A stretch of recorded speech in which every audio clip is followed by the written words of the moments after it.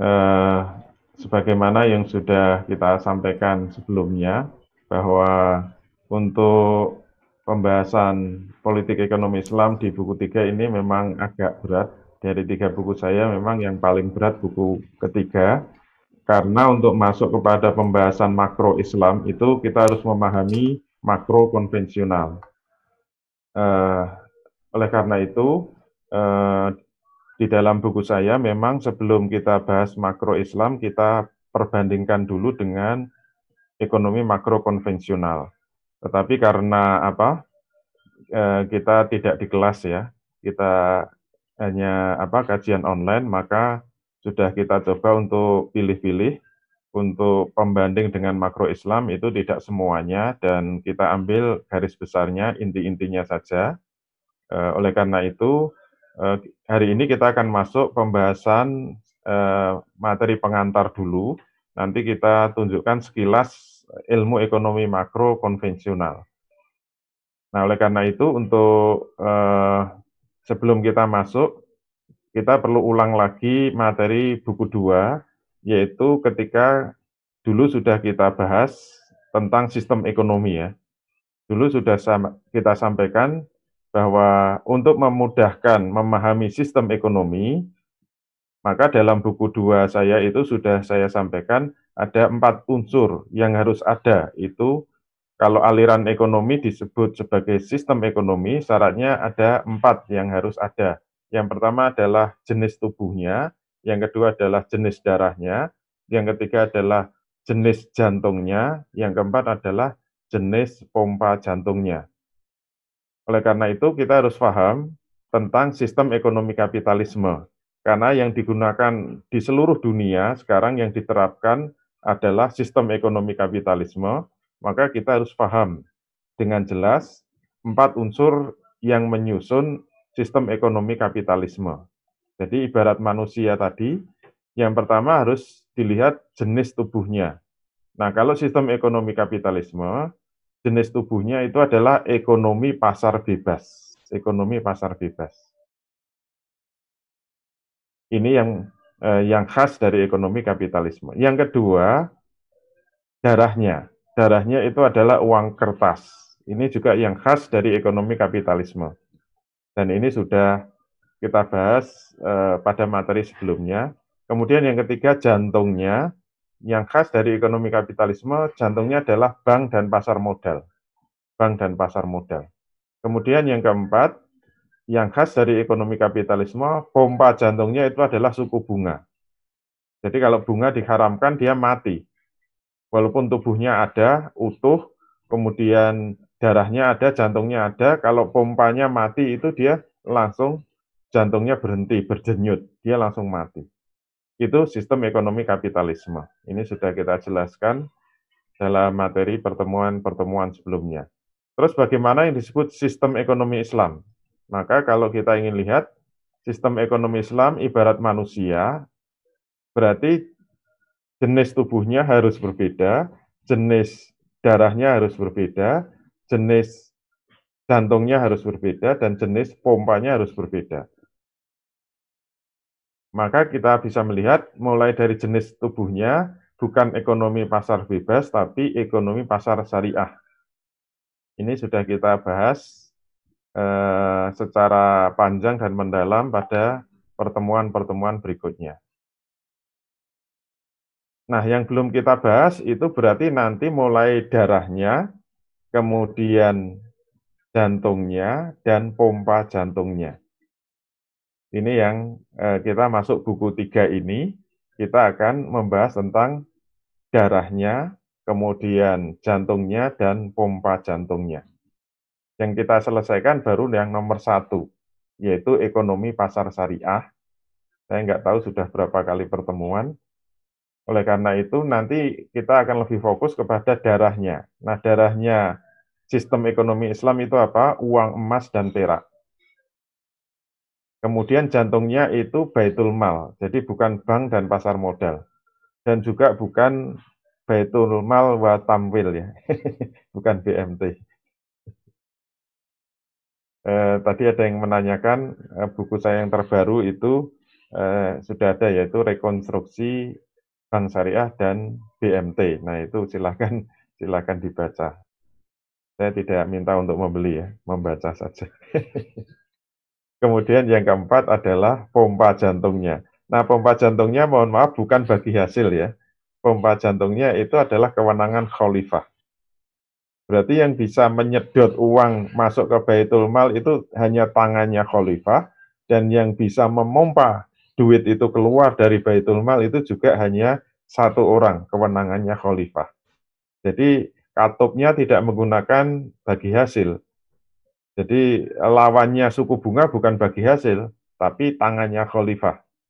Karena jantungnya ekonomi Islam itu adalah Baitul Mal, maknanya apa? Seluruh darah dari tubuh ekonomi itu nanti masuk ke jantungnya, yaitu Baitul Mal, dan seluruh darah itu nanti akan keluar dari jantung itu, yaitu Baitul Mal juga. Itu yang namanya jantung.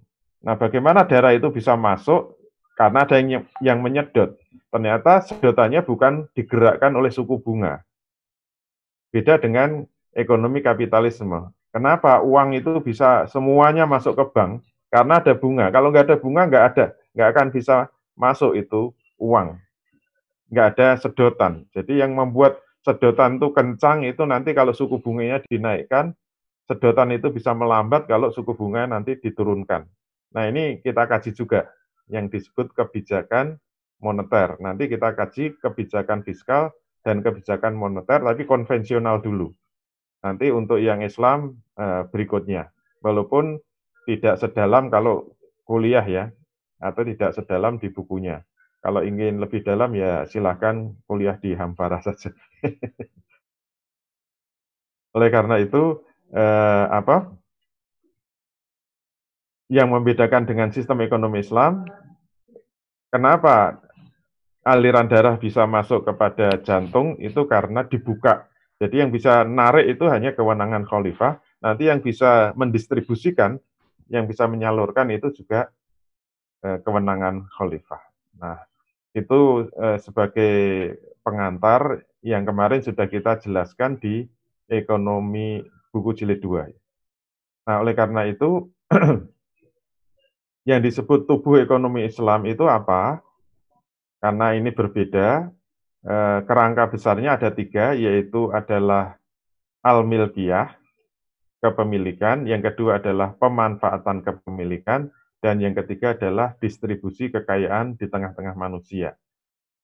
Kalau penjelasan ini secara lengkap memang di buku 1. Nah, kalau di buku 1 ini uraian dari pilar 1, pilar 2, dan pilar 3. Pilar 1 kepemilikan, pilar 2 pemanfaatan kepemilikan, dan pilar 3 itu adalah tauzi'u zarwah bainan nas, distribusi harta kekayaan di tengah-tengah manusia. Nah, ini pembahasannya di buku 1 ya. Nah, tetapi saya beri kerangka globalnya, walaupun nanti kita rincikan lagi. Jadi yang disebut dengan kepemilikan itu pandangan terhadap seluruh harta kekayaan yang membedakan dengan kapitalisme. Seluruh harta kekayaan itu bagaimana alokasi yang adil itu diserahkan kepada mekanisme pasar bebas. Sehingga seluruh komponen individu masyarakat, swasta itu boleh memperebutkan secara bebas seluruh harta kekayaan ini. Kalau sosialisme itu semua dikendalikan oleh negara. Nah, kalau sistem ekonomi Islam seperti apa? Ternyata seluruh harta kekayaan ini dalam pandangan Islam harus dibagi 3, yaitu kepemilikan individu, kepemilikan umum, dan kepemilikan negara. Nah, yang dulu sudah kita jelaskan dalam buku 2 itu untuk kepemilikan individu inilah yang masuk kepada mekanisme pasar syariah. Ini kita hanya review saja ya pemetaannya. Nah, pembahasan mekanisme pasar syariah itu sendiri sudah satu buku sendiri, alhamdulillah sudah kita selesaikan. Oleh karena itu, kita harapkan dengan mudah bisa dipahami mekanisme pasar syariah itu. Nah, sekarang nanti yang akan kita masuki di dalam pembahasan kita itu memang untuk aspek kedua dan ketiga, yaitu bagaimana pengelolaan kepemilikan umum dan bagaimana pengelolaan kepemilikan negara. Ini yang akan kita perdalam di buku 3 ya. Nah, untuk yang nomor satu, kepemilikan individu ini bagaimana, ini sudah kita bahas. Alhamdulillah sudah kita selesaikan.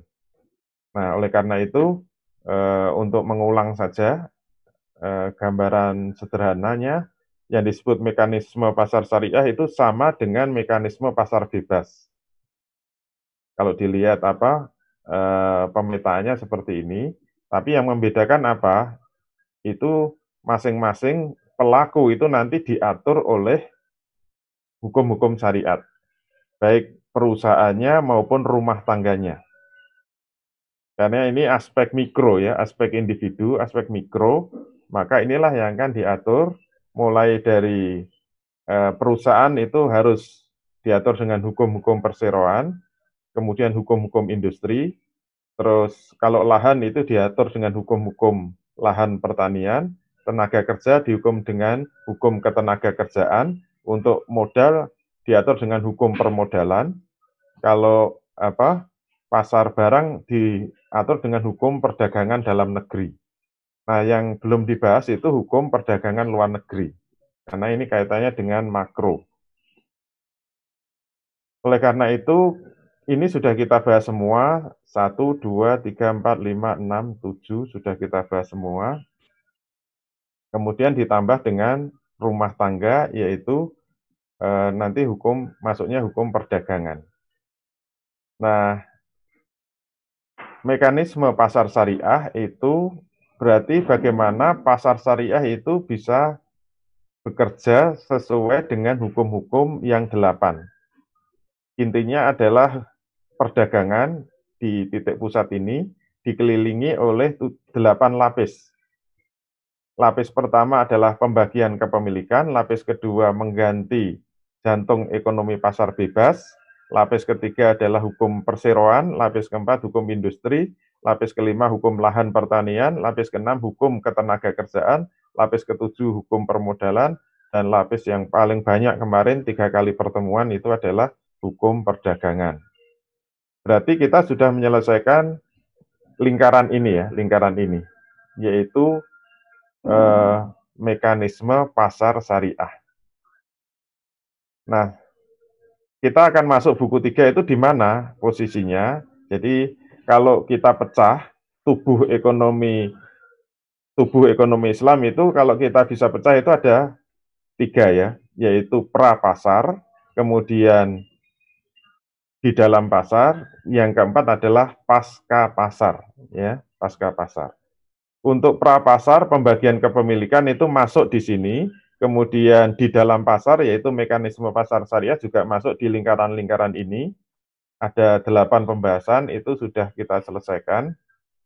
Sehingga sebenarnya buku 3 ini kita hanya masuk ke yang pasca pasar, ya, pasca pasar. Berarti setelah dari lingkaran-lingkaran ini nanti ada tetesan-tetesannya. Tetesannya itu ada 3. Yang pertama adalah kepemilikan individu, nanti netesnya itu pada zakat, infak, sodakoh, wakaf. Semua netes ke jantungnya ekonomi Islam.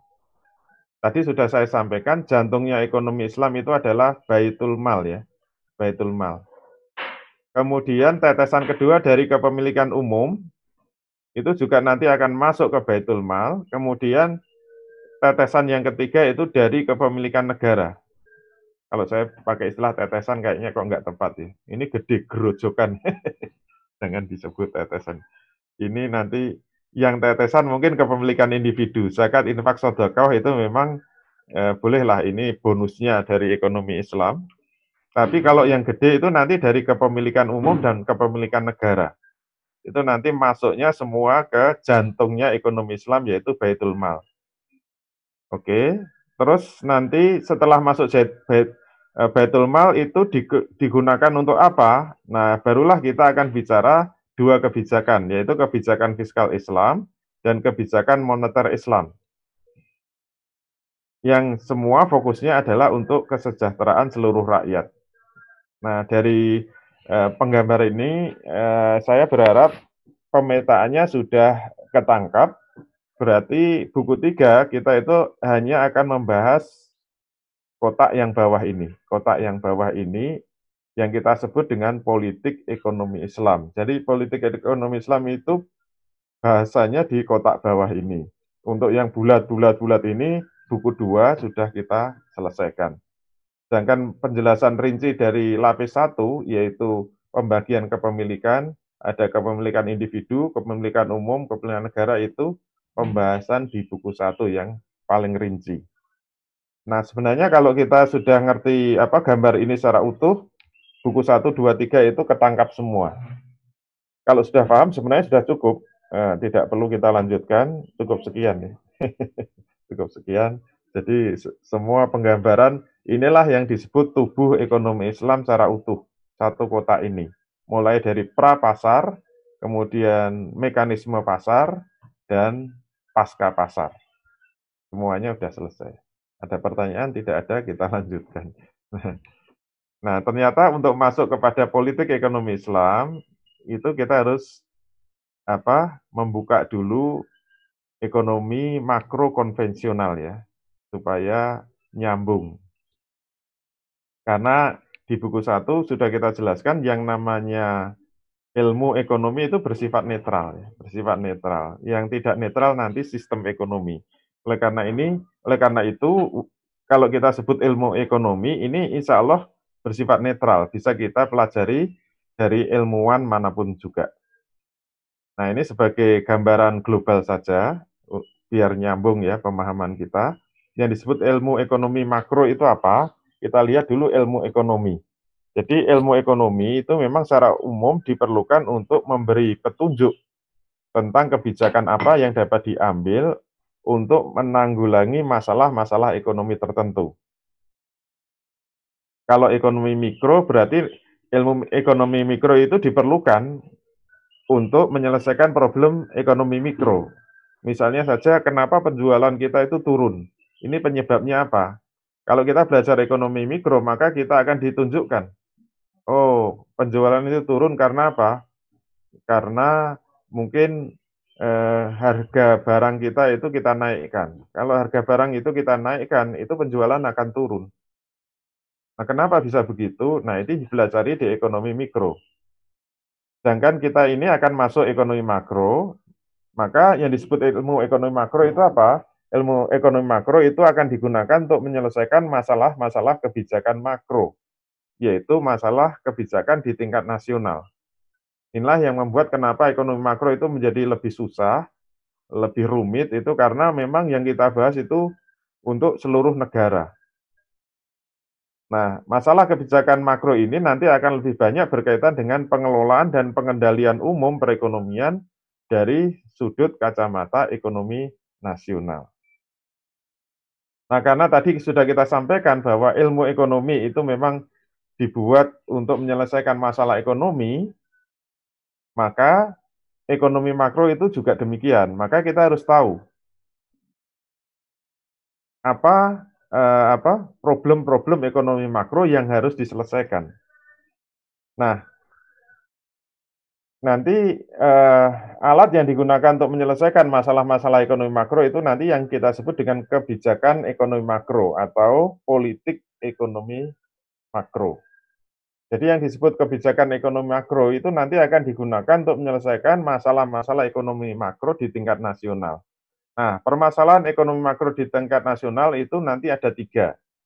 Ini penyakit utama ekonomi. Ini yang paling ditakuti oleh pakar-pakar ekonomi, termasuk ya penguasa. Pemerintah itu paling takut kalau ketemu 3 penyakit ini. Ibarat manusia, ya, jadi paling mudah itu kalau kita analogikan dengan manusia, ibarat manusia itu ada 3 penyakit utama yang mematikan. Ranking yang paling tinggi itu adalah penyakit jantung. Ini yang paling banyak, paling mematikan. Ranking 2 itu kanker, ranking 3 itu diabetes. Diabetes mellitus atau DM. Ini 3 penyakit utama yang mematikan. Oleh karena itu kalau orang sampai kena salah satu, ini memang harus ditangani secara serius. Nah, di dalam ekonomi makro juga ada 3 penyakit yang mematikan. Yang ranking paling tinggi, yang sejajar dengan penyakit jantung itu adalah, oh ini saya keliru ya. Ini kita bagi dua dulu, yaitu penyakit makro jangka pendek dan jangka panjang ya. Baru nanti yang jangka pendek itu kita bagi tiga. Jadi masalah makro jangka pendek itu adalah masalah stabilisasi. Stabilisasi dari apa? Masalah stabilisasi adalah masalah ekonomi makro yang berkaitan dengan bagaimana mengendalikan perekonomian nasional dari bulan ke bulan, dari triwulan ke triwulan, dari tahun ke tahun, agar terhindar dari tiga penyakit makro utama. Nah, ini baru masuk yang saya masukkan tadi. Mohon maaf. Jadi, tiga penyakit yang mematikan itu kalau bisa dikendalikan itu namanya stabil atau istilah tubuh ya sehat. Jadi yang dimaksud dengan ekonomi yang sehat itu seperti apa? Jawabnya ekonomi yang stabil. Jadi yang disebut ekonomi yang stabil itu apa? Kalau tidak muncul tiga penyakit makro.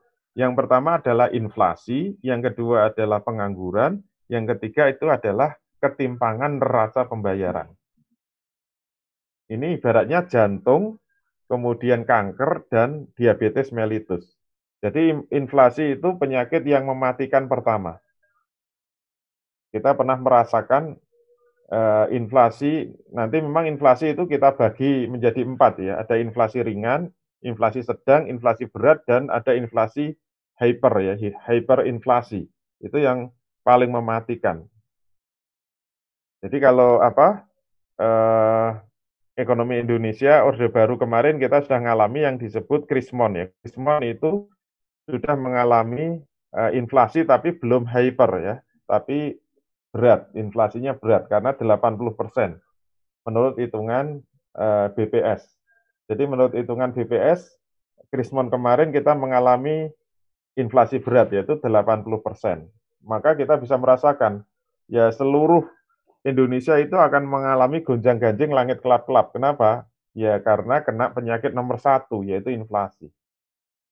Tapi sejarah Indonesia pernah mengalami hyperinflasi itu tahun 65, zaman Orde Lama. Hyperinflasi menurut hitungan BPS-nya itu 500%. Jadi kalau di atas 100 itu disebut hyperinflasi. Dan hasilnya memang negara hancur sehancur-hancurnya.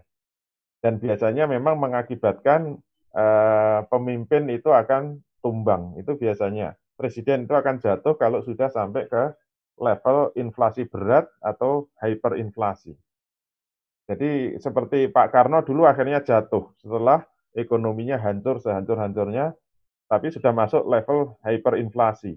Kalau Orde Baru kemarin Pak Harto jatuh itu baru level inflasi berat. Itu biasanya ukurannya adalah kalau sudah masuk inflasi berat itu ukurannya kalau pemimpin jatuh itu berarti sudah ya ibarat manusia mati, ibarat manusia mati. Jadi yang sebut kena jantung yang sudah kronis ya orangnya mati. Kalau di ekonomi ya ukurannya apa? Pemimpinnya jatuh. Nah, sekarang kita masuk pandemi, kita masuk tahun pandemi ini, maka Menteri Keuangan sudah mulai mengumumkan bahwa kita akan masuk masa resesi ya, masuk resesi. Jadi resesi itu masih tahapannya eh, masih sedang ya, masih sedang, belum berat. Kalau berat disebut depresi ya. Nah, kalau resesi itu memang biasanya pemimpin itu masih masih bisa dipertahankan. Tapi nanti kalau sudah masuk depresi, biasanya itu nanti yang bisa muncul itu dua kemungkinan, kalau nggak nomor satu ya nomor dua. Itu nanti bisa ditandai dengan jatuhnya pemimpin kalau tidak bisa mengatasi. Karena ini namanya penyakit yang berat. Jadi nomor satu tadi inflasi, nomor dua adalah pengangguran. Jadi pengangguran itu biasanya memang jalurnya dari resesi dulu. Resesi itu nanti ditandai dengan pengangguran yang semakin merajalela. Kalau depresi nanti sudah masuk kepada pengangguran yang meledak, kemudian juga nanti ditandai dengan inflasi yang tinggi. Walaupun tidak selalu seperti itu ya. Jadi kadang-kadang inflasi tinggi diikuti dengan pengangguran tinggi itu namanya stagflasi. Stagflasi itu gabungan. Jadi ibarat penyakit itu sudah istilahnya komplikasi. Kalau di di apa, di tubuh manusia. Komplikasi itu misalnya dia jantung plus diabetes, itu komplikasi.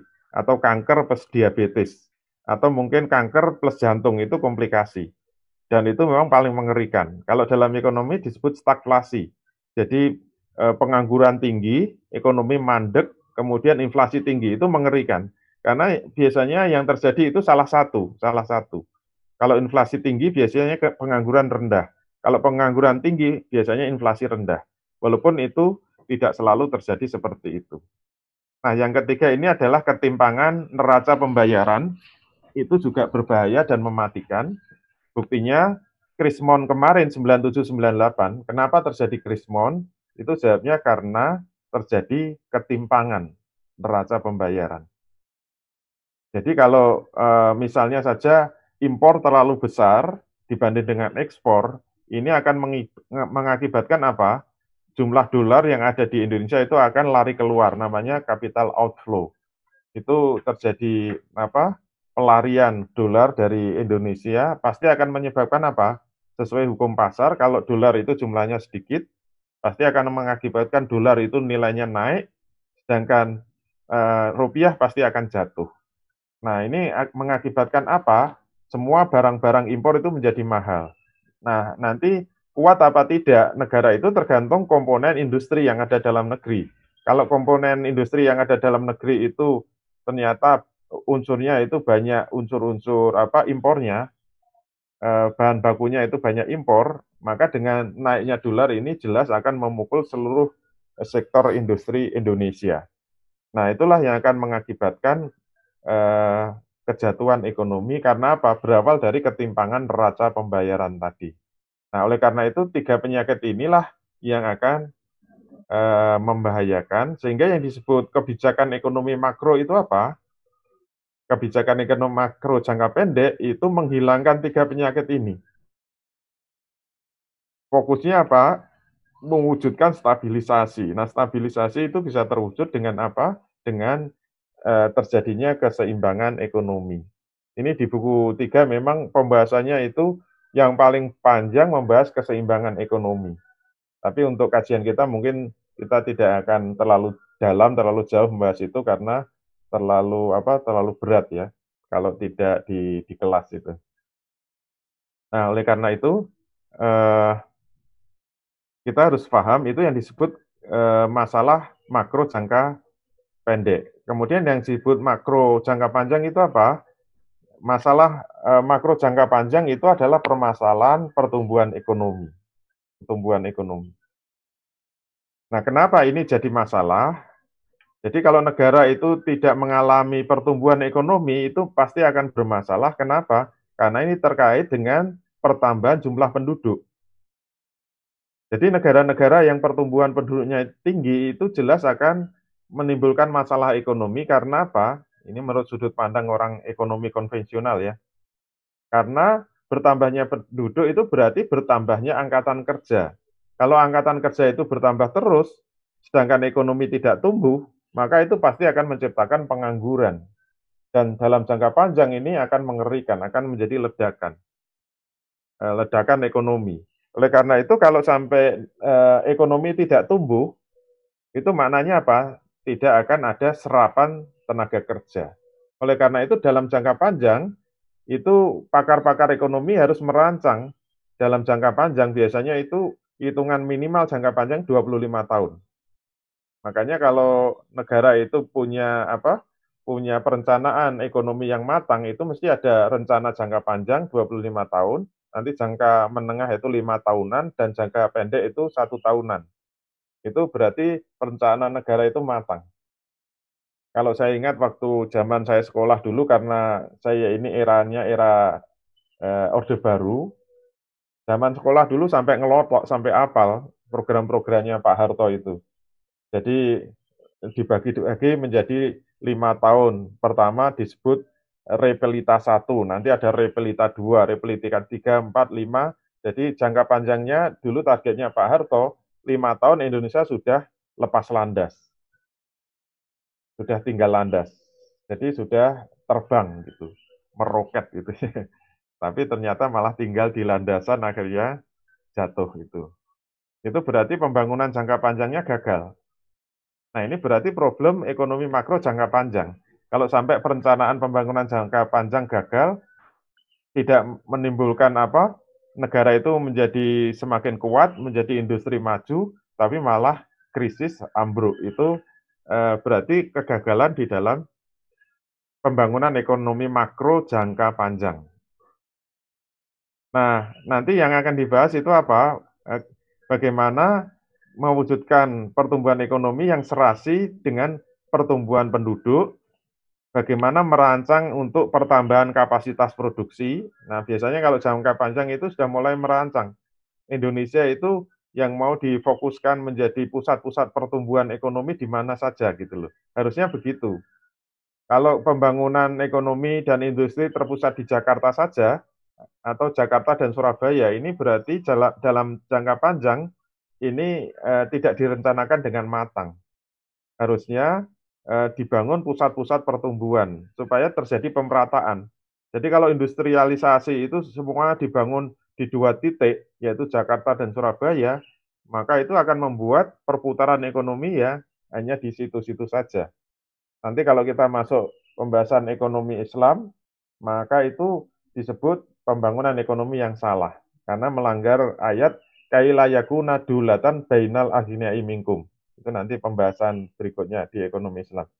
Karena Allah mengatakan jangan supaya harta itu hanya beredar di tengah-tengah orang yang kaya saja. Seperti Indonesia itu tidak terjadi pemerataan karena apa? Perputaran uang itu hanya di Jakarta yang paling besar. Sekitar 70-80% uang itu beredar di Jakarta. Nah, itu dulu sudah kita bahas, penyebabnya karena apa? Karena disedot oleh jantung ekonomi baik bank maupun pasar modal. Karena bank dan pasar modal itu sedotannya kepada titik pusat, semua uang yang ada di daerah masuknya ke bank, kemudian dari bank masuknya semuanya ke Jakarta. Ini karena apa? Karena salah jantung ya, karena jantungnya menggunakan bank dan pasar modal. Ini sudah kita bahas.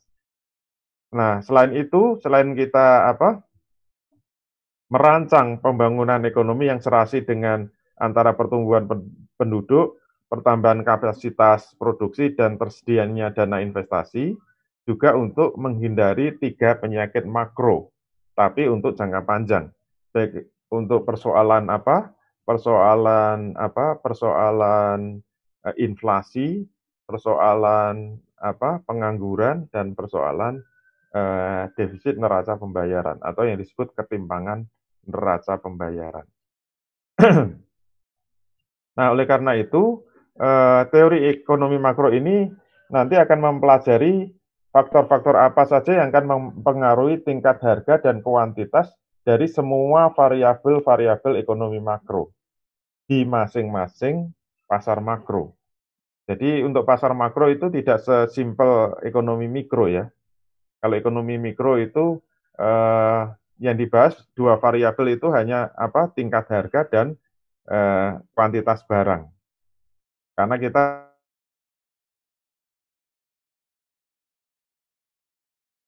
pembahasan mikro itu kalau kita punya perusahaan, intinya itu cuma berapa jumlah barang yang harus kita produksi sehingga menghasilkan keuntungan yang setinggi-tingginya. Terus kita menentukan pricing, harga yang paling tepat untuk mendapatkan keuntungan yang setinggi-tingginya. Itu pembahasan mikro hanya seperti itu. Sehingga yang diutak-utik itu ya seperti itu. Walaupun prakteknya jarang orang yang sampai menghitung detail.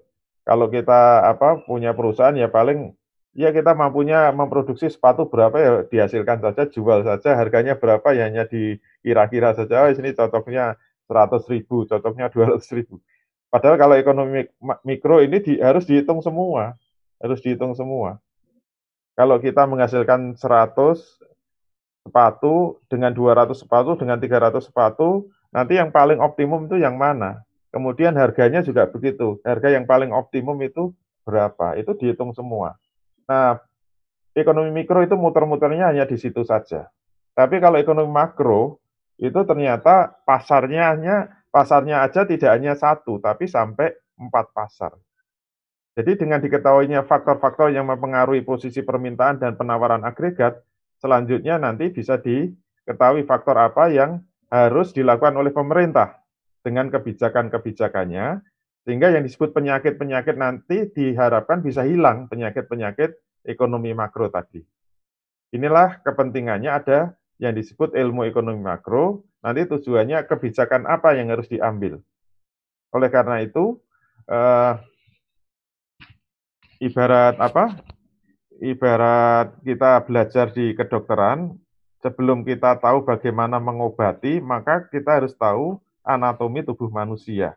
Sampai pada bagaimana yang disebut tubuh manusia itu yang sehat. Setelah tahu bagaimana tubuh manusia yang sehat, nanti kita harus tahu bagaimana yang disebut tubuh yang sakit. Itu kepentingannya seperti itu. Baik, untuk mengetahui anatomi tubuh manusia, sekarang kita harus tahu anatomi tubuh ekonomi makro, maka kita harus lihat pelaku-pelaku ekonomi makro itu apa saja. Nah, pihak-pihak yang akan terlibat dalam ekonomi makro itu dapat digolongkan menjadi 5 kelompok besar. Nah, ternyata pelakunya itu banyak. Yang pertama adalah rumah tangga, yang kedua adalah produsen, yang ketiga adalah pemerintah, yang keempat adalah lembaga-lembaga keuangan, dan yang kelima adalah negara-negara luar. Itu 5 pelaku ekonomi makro. Walaupun saya sering menyederhanakan dengan 2 pelaku, ini untuk memudahkan saja. 2 pelaku ekonomi makro itu rumah tangga dan produsen. Ini untuk memudahkan.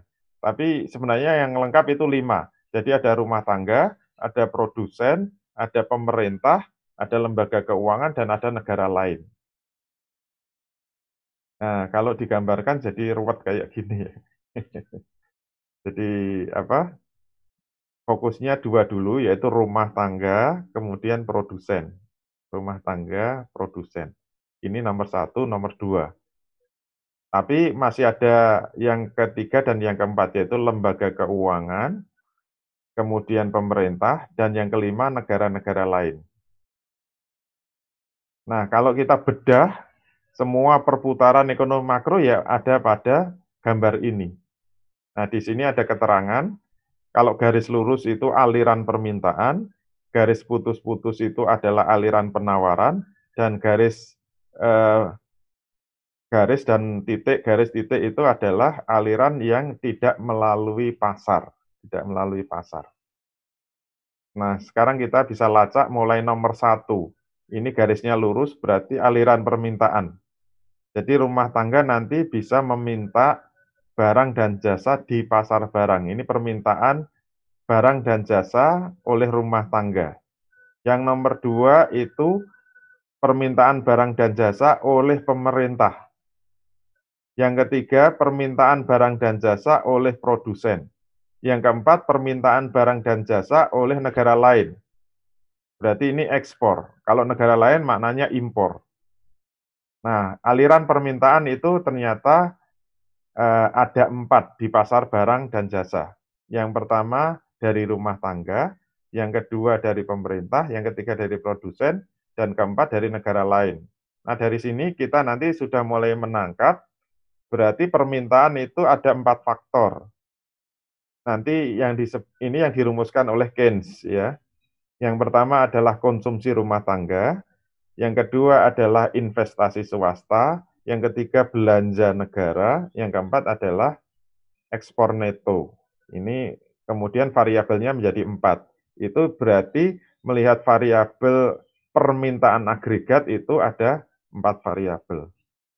Baik, sekarang kita lihat aliran permintaan yang masuk ke pasar tenaga kerja.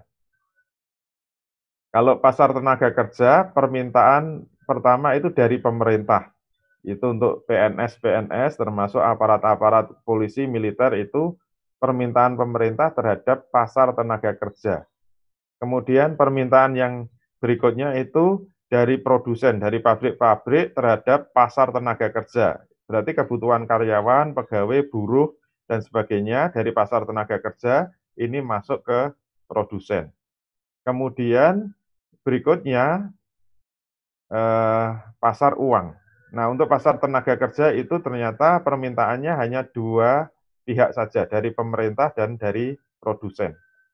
Kemudian untuk pasar uang, nanti kita harus paham masing-masing ya, pasarnya itu. Jadi pasar itu nanti ada 4 ya, ada pasar barang, ada pasar tenaga kerja, ada pasar uang, dan ada pasar barang luar negeri.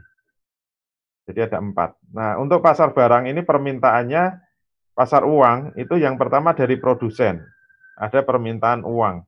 Kemudian dari rumah tangga, ada permintaan uang. Kemudian dari negara-negara lain ada permintaan uang. Berarti ini nanti untuk kepentingan dia belanja ke dalam negeri. Oke, untuk aliran permintaan sudah semua, sekarang yang putus-putus itu aliran penawaran. Mulai dari pasar barang, ternyata penawaran yang paling utama dari produsen. Dia akan menghasilkan barang, dimasukkan ke pasar barang. Kemudian dari negara lain ternyata juga nanti memasukkan penawaran barang, yaitu dengan impor. Kita mengimpor barang dari negara lain. Ini nomor 10 dan 11. Kemudian dari dari rumah tangga dan pemerintah ternyata tidak ada. Berarti aliran penawaran itu di pasar barang hanya dari produsen dan dari produsen negara lain. Kemudian untuk tenaga kerja, itu aliran penawarannya dari mana? Dari rumah tangga. Jadi tenaga kerja itu dipasok dari rumah tangga. Sudah, cuma itu saja ternyata. Kemudian pasar uang, penawarannya dari mana? Yang pertama itu dari pemerintah. Ya, dalam hal ini memang penawaran mata uang itu dari pemerintah karena asumsinya bank sentral itu adalah milik pemerintah. Jadi yang bisa mencetak uang itu pemerintah dan dia akan memasukkan penawaran uangnya itu di pasar uang. Kemudian yang kedua dari lembaga keuangan, itu jelas. Jadi bank itu jelas dia akan menawarkan uang dengan cara apa? Kredit nanti, kredit. Kemudian berikutnya itu dari luar negeri. Jadi kalau ada investasi modal asing masuk, ini juga bisa masuk ke penawaran dari luar negeri masuk ke pasar uang. Baik, untuk pasar uang ternyata hanya tiga penawaran saja, pemerintah, lembaga keuangan, dan dari negara lain. Sementara yang tidak melalui pasar, itu yang garis titik, itu yang pertama pajak. Ini semua aliran pajak. Itu ternyata tidak lewat pasar. Jadi rumah tangga itu bisa ditarik pajak oleh pemerintah, berarti langsung tidak melalui pasar. Kemudian produsen itu juga ditarik pajak oleh pemerintah. Ini juga tidak lewat pasar. Nah, oleh karena itu, secara garis besar, aktivitas ekonomi makro itu sudah tertangkap dengan satu gambar ini. Semoga bisa tertangkap dengan baik, walaupun sangat cepat. Sehingga semua yang kita jelaskan tadi kalau dirumuskan, yang pertama adalah sektor permintaan itu konsumsi rumah tangga, yang kedua belanja barang oleh pemerintah, yang ketiga investasi oleh sektor swasta atau perusahaan, yang keempat ekspor ke luar negeri. Itu permintaan-permintaan. Jadi sudah kita singgung tadi, sektor permintaan itu konsumsi rumah tangga, belanja negara, investasi swasta, dan ekspor ke luar negeri. Kalau ditambah yang kelima itu kebutuhan tenaga kerja oleh pemerintah. Berarti ini sektor permintaan di pasar tenaga kerja. Tenaga kerja oleh pemerintah. Itu permintaan pemerintah untuk pegawai negeri sama aparat keamanan. Kemudian yang keenam itu kebutuhan tenaga kerja oleh perusahaan. Ini berarti juga di pasar tenaga kerja. Tadi sudah kita jelaskan, berarti kebutuhan akan buruh, karyawan, dan sebagainya. Yang ketujuh, ini di pasar uang, yaitu kebutuhan uang tunai dan kebutuhan kredit. Ini juga permintaan di pasar uang. Yang kedelapan, kebutuhan rumah tangga akan uang tunai. Berarti rumah tangga nanti akan utang ke bank kalau dia butuh uang tunai. Dan kebutuhan perusahaan-perusahaan asing akan rupiah. kalau dia mau belanja ke Indonesia. Ini tadi garisnya adalah garis lurus semua. Jadi ada 9 garis tadi, itu menjelaskan 1 sampai 9 ini. Ini garis-garis lurus. Kemudian sektor penawaran itu garis-garis putus-putus. Yang pertama adalah produksi dalam negeri, berarti dari sektor swasta. Nomor 2, impor dari luar negeri, itu berarti dari produsen luar negeri yang menawarkan produknya ke Indonesia. Itu di pasar barang. Kemudian di pasar tenaga kerja, penawaran tenaga kerja yang disediakan oleh rumah tangga. Kemudian yang keempat, suplai uang kartal. Ini berarti di pasar uang oleh pemerintah, dalam hal ini bank sentral. Dia langsung yang mencetak dan nanti yang akan memasukkan ke pasar uang. Yang kelima, tabungan rumah tangga. Ini juga penawaran. Jadi kalau rumah tangga itu dapat uang, kemudian tidak digunakan untuk konsumsi, berarti akan ditabung. Menabungnya di mana? Di pasar uang. Ini menjadi penawaran dari sektor rumah tangga. Kemudian suplai uang giral. Kalau suplai uang giral itu dari perbankan, dari lembaga keuangan masuk ke pasar uang. Pasar uang itu adalah suplai uang giral. Kalau suplai uang kartal itu dari pemerintah, karena uang kartal itu uang fisik ya. Yang bisa mencetak itu hanya bank sentral. Jadi suplai penawaran uang kartal itu tidak bisa dari yang lain, harus dari pemerintah. Tapi kalau uang giral itu bisa. Uang giral itu maknanya apa? Bank itu tidak mengeluarkan uang secara fisik. Kalau ada orang yang kredit, kemudian diberikan kreditnya oleh bank, tapi hanya transfer rekening, itu berarti uang giral. Tidak muncul uangnya itu namanya uang giral. Atau ada perusahaan yang mau membeli mesin-mesin industri misalnya, tapi dia membayarnya pakai cek. Maka pembayaran pakai cek itu adalah pembayaran menggunakan uang giral. Siapa yang menyediakan itu, yang memberi penawaran uang giral itu adalah perbankan. Dan yang ketujuh itu adalah suplai dana luar negeri, kalau ada pihak luar yang akan memasukkan investasinya atau modalnya ke Indonesia.